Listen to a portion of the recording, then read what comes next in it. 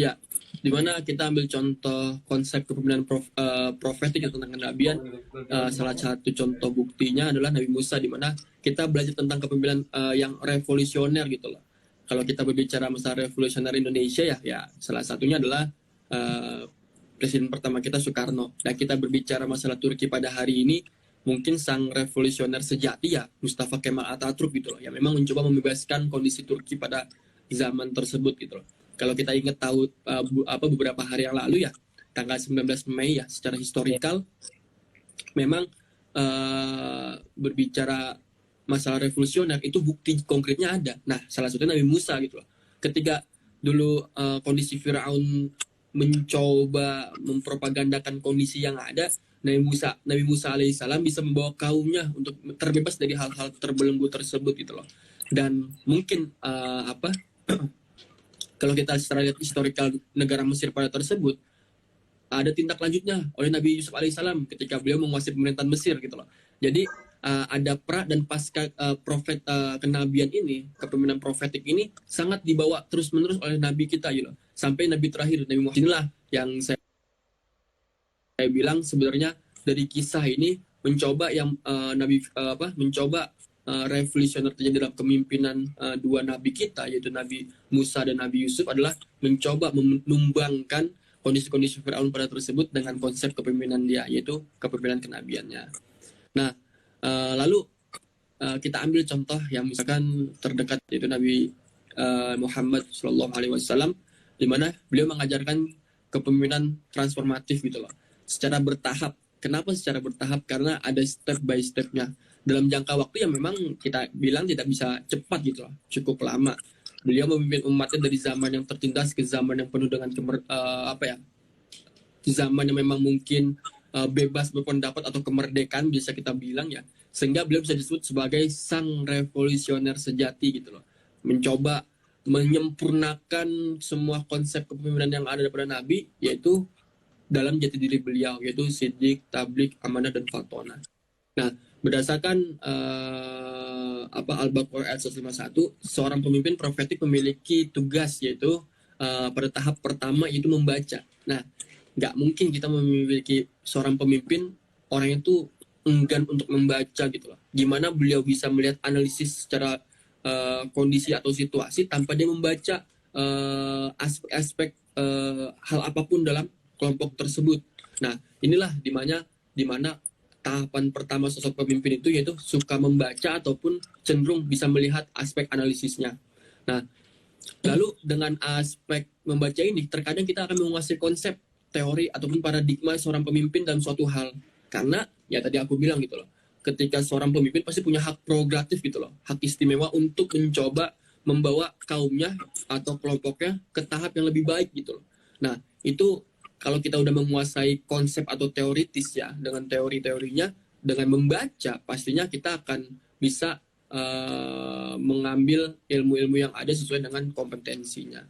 Lalu tahapan kedua adalah tahapan penyucian. Nah, kenapa sih harus dibilang tahapan penyucian gitu? Karena penyucian terhadap pikiran gitu loh.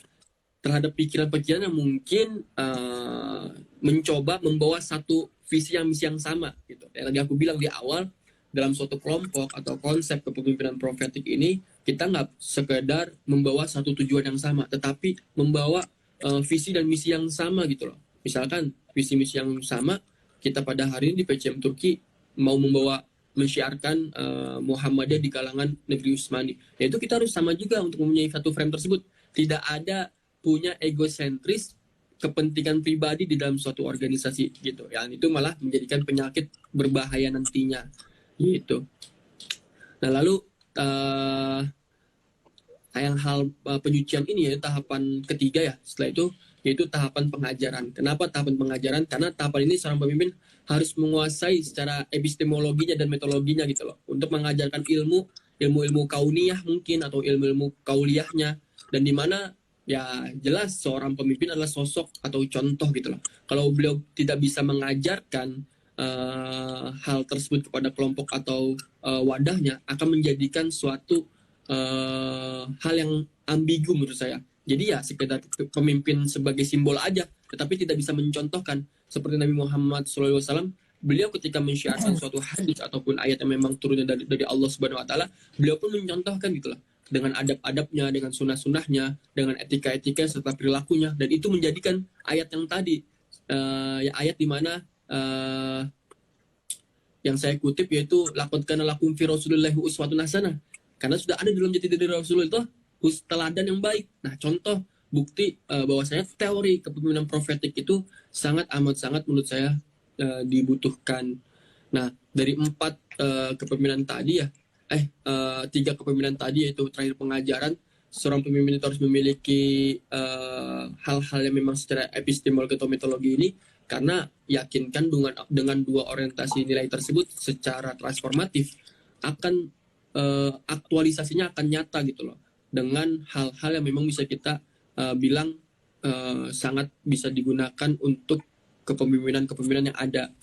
Nah, syukur-syukur Indonesia secara presiden atau siapapun secara individualismenya mempunyai kepemimpinan profetik gitu loh, pemimpin tentang kenabian. Pasti hal-hal yang kita tidak inginkan seperti korupsi, sepertinya kurang bijak ataupun kurang netral atau hal yang lainnya, saya yakin amat sangat Islam ataupun Indonesia memiliki sosok pemimpin yang memang kita butuhkan. Dan korelasinya adalah di negeri 2 benua ini. Yang tadi 2 substansi yang kedua, kenapa saya ambil di negeri 2 benua, kita pasti tahu secara historikal negara ini, yaitu negara Turki atau Turki Utsmani pada zaman tersebut, di mana ada penaklukan Konstantinopel. Secara historikal bisa kita tahu ya, Nabi Muhammad dalam hadisnya itu sudah menganalisis karena akan jatuh gitu loh negara Konstanta atau Konstantinopel ini kepada kaum Islam, yaitu sebaik pemimpin dan sebaik-baiknya perjuang gitu ataupun pasukan ya. Nah, di sini itu sebenarnya udah, kalau kita bedah dalam redaksi tersebut, sebaik-baiknya pemimpin, sebaik-baiknya prajurit, itu pasti ada korelasinya dengan sikap dan prinsip tersebut gitu loh.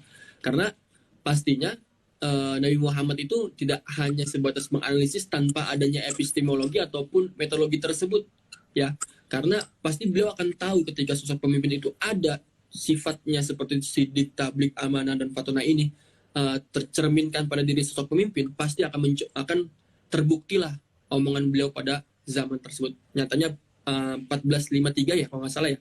Iya. Konstantinopel atau Hagia Sophia yang hari terkenal alhamdulillah sudah menjadi masjid kembali, itu bisa dipegang oleh kaum agama Islam, yaitu di mana pemimpin kita yaitu Sultan Muhammad Al-Fatih. Nah, di sini sebenarnya kenapa spirit kepemimpinan profetik ini perlu kita tumbuhkan kembali di negara 2 benua ini, karena kita ini tercampur dengan historikal gitu loh, dengan historikal Turki tersebut. Nah, makanya saya bilang saya masih terbayang-bayang ketika saya berdiskusi teori ataupun konsep kepemimpinan profetik ketika saya S1 di UMJ. Nah, ketika saya sampai di Turki ini makin meyakinkan gitu loh, bahwasanya kepemimpinan profetik ini bukan hanya sekedar kepemimpinan yang memang beberapa konsep kepemimpinan, tetapi salah satu konsep yang memang harus kita fokuskan gitu loh. Karena substansial profetiknya, substansial kenabiannya, yaitu substansial pemahaman terhadap keinginan sikap, yaitu sidik, tablik, amanah, dan fatona tersebut. Nah, akhirnya mencobalah kita memformulasikan PCIM Turki pada hari ini, karena kita legalitasnya pimpinan cabang istimewa Muhammadiyah Turki, sejatinya kita mencerminkan Turki tersebut gitu loh, semangat juang Turki pada zaman tersebut gitu loh. Kita nggak berbicara zamannya revolusionernya Mustafa Kemal Atatürk ya, tapi kita berbicara mencoba pada zaman sebelumnya kembali, di mana 1453 ini Sultan Muhammad Al-Fatih itu bisa melawan Romawi Bizantium ya pada kondisi tersebut ya. Jadi pastinya kita ini Muhammadiyah Turki ya, mempunyai semangat juang yang sama. Kita kolaborasikan semangat juangnya Kiai Haji Ahmad Dahlan mencoba membawa konsep pembebasan di Kauman Yogyakarta yang akhirnya dinikmati oleh seluruh dunia, dan kita bawa konsep semangat juangnya, spiritnya Muhammad Al-Fatih gitu loh, untuk pembebasan Konstantinopel gitu. Jadi kita mencoba memadukan 2 tokoh utama kita dengan konsep dasar yang sama, yaitu konsep dasar kepemimpinan profetik, yaitu sosok Kiai Haji Ahmad Dahlan dan Sultan Muhammad Al-Fatih. Nah, mungkin itulah yang hari ini bisa kita jadikan suatu sedikit pembelajaran ataupun sedikit pemantik